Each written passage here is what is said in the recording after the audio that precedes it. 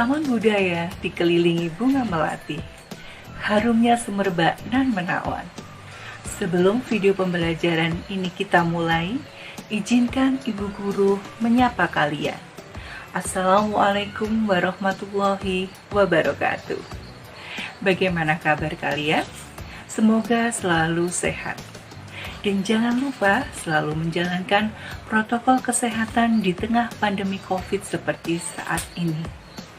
Pada video pembelajaran kita kali ini, Ibu akan membahas materi tentang dinamika pelanggaran hukum. Baiklah, mari kita saksikan bersama video uraian materi berikut ini.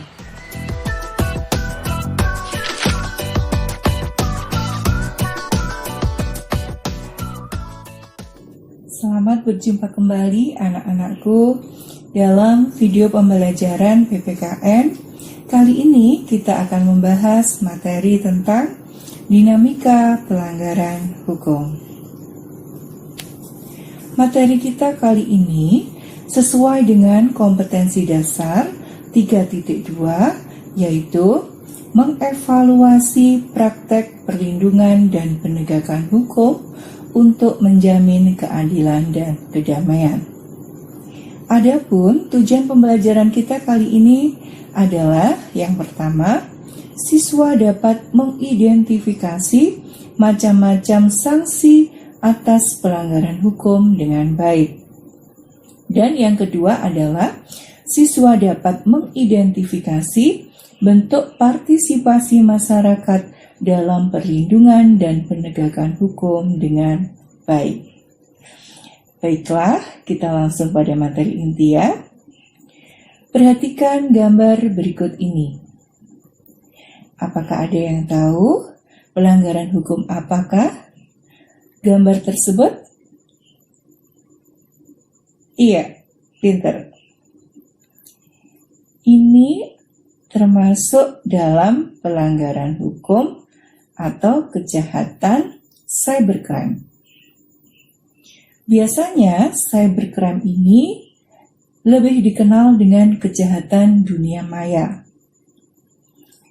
Apa artinya? Bahwa cybercrime itu adalah suatu kejahatan yang dilakukan dengan menggunakan teknologi komputer dan juga jaringan komputer. Nah, contohnya misalnya adalah pembobolan kartu kredit, pengkloningan akun media sosial dari seseorang, kemudian pencurian data penting dari sebuah perusahaan, ya, dan masih banyak yang lainnya. Nah, cybercrime ini atau kejahatan dunia maya ini saat ini semakin marak dengan berkembang pesatnya teknologi informasi dan komunikasi dalam masyarakat kita.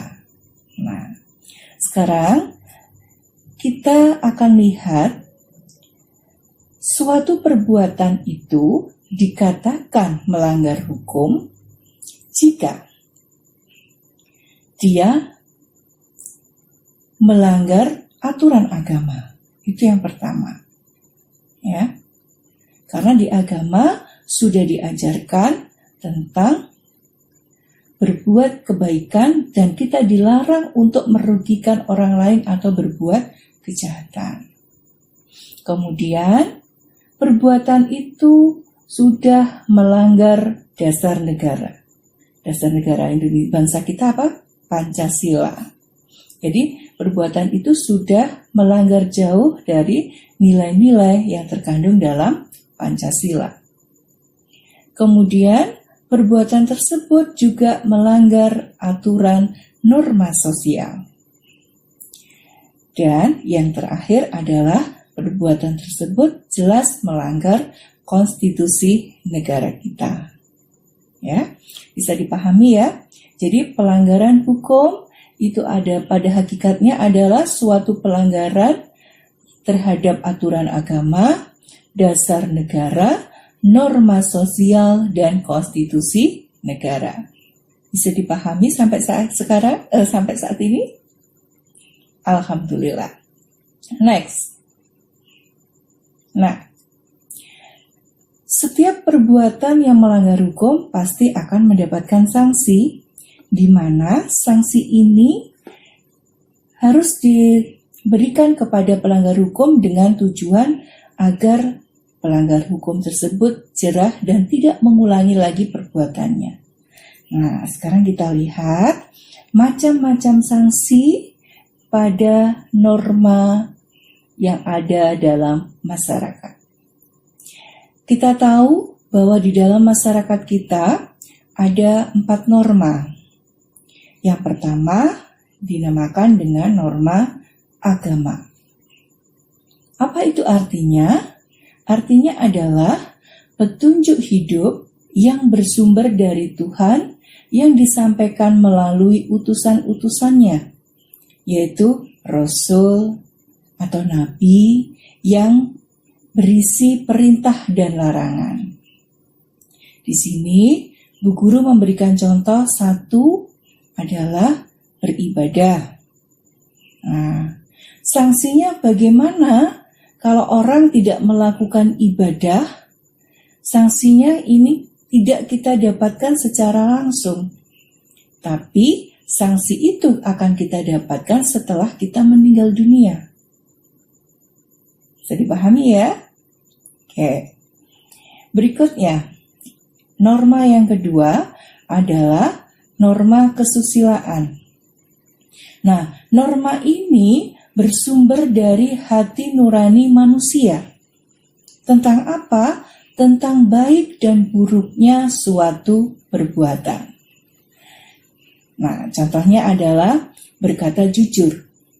Nah, jika ada seseorang yang berkata tidak jujur atau berbohong, apa sanksinya? Sanksinya di sini adalah rasa bersalah.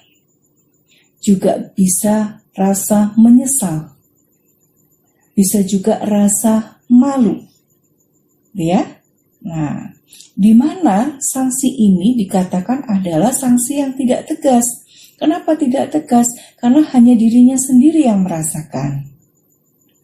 Ya, yaitu rasa apa? Rasa bersalah, rasa menyesal, rasa malu, dan sebagainya. Next, yang ketiga. Yang ketiga adalah norma kesopanan. Nah, artinya apa itu? Pedoman hidup yang timbul dari pergaulan di dalam masyarakat. Bu Guru ambil contoh di sini adalah menghormati orang yang lebih tua. Nah, kalau orang tidak menghormati yang lebih tua, maka dia juga dapat sanksi dari masyarakat, yaitu apa? Dicemooh, dicela, bahkan dikucilkan dari pergaulan. Nah, sanksi ini pun juga dikatakan sifatnya adalah tidak tegas. Nah, sekarang kita lihat yang berikutnya, yang keempat. Norma hukum. Norma hukum ini dibuat oleh badan yang berwenang dengan tujuan mengatur, Bu Guru kurang di sini PowerPoint-nya, mengatur kehidupan berbangsa dan bernegara. Salah satu contoh misalnya adalah peraturan lalu lintas. Ya, kita mentaati peraturan lalu lintas. Nah, bagi orang yang tidak mentaati peraturan lalu lintas atau melanggar peraturan lalu lintas, maka sanksinya di sini sifatnya tegas dan nyata, serta mengikat dan memaksa bagi seseorang tanpa kecuali. Bagi setiap orang tanpa terkecuali. Nah, sekarang Bu Guru akan membahas untuk sanksi dari norma hukum. Nah, sanksi dari norma hukum itu ada 2 macam. Yang pertama disebut dengan sanksi pokok. Sanksi pokok di sini ada 4 macam, Nak. Ada hukuman mati, ada hukuman penjara, ada hukuman kurungan, dan hukuman denda. Nah, berikutnya ada hukuman tambahan. Hukuman tambahan ini misalnya pencabutan hak-hak tertentu dari seseorang. Ya. Misalnya ada seorang pejabat yang melakukan suatu perbuatan tidak pidana, ya, yang bertentangan dengan aturan negara, maka dia harus rela untuk melepaskan jabatan yang dia emban sebelumnya. Kemudian penyitaan barang-barang tertentu di sini adalah suatu barang yang ada kaitannya dengan tindak kejahatan yang dia lakukan. Kemudian adalah pengumuman keputusan hakim. Ya, sudah paham sampai sini ya? Saya guru ulangi lagi bahwa di dalam norma hukum ada 2 sanksi, ada hukuman pokok, ada hukuman tambahan. Bisa dipahami? Alhamdulillah. Next, lanjut. Nah, agar tidak terjadi pelanggaran hukum, maka seseorang perlu memiliki kepatuhan terhadap hukum. Nah, kita bisa mengidentifikasi seseorang ini memiliki kepatuhan terhadap hukum jika dia memiliki, yang pertama, dia paham akan peraturan atau dia memahami akan peraturan tersebut. Yang kedua, dia mempertahankan tertib hukum. Artinya apa? Dia benar-benar melaksanakan hukum. Kemudian yang ketiga adalah menegakkan kepastian hukum. Jadi, ciri seseorang yang dia sudah patuh terhadap hukum, dia akan memiliki 3 sifat ini. Ya, 3 sifat ini. Oke, bisa dipahami? Alhamdulillah. Sekian, terima kasih anak-anakku sudah ikut belajar dengan Ibu Guru hari ini. Semoga ilmu hari ini bisa bermanfaat untuk kalian semuanya.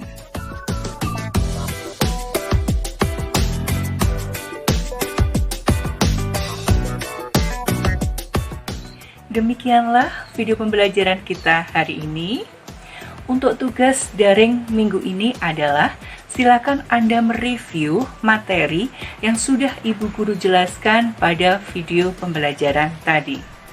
Silakan Anda kerjakan di kertas, kemudian Anda foto dan Anda upload di grup WA tugas PPKN. Demikianlah video pembelajaran kita kali ini. Saya akhiri, wassalamualaikum warahmatullahi wabarakatuh. Skariga Jaya Jaya luar biasa.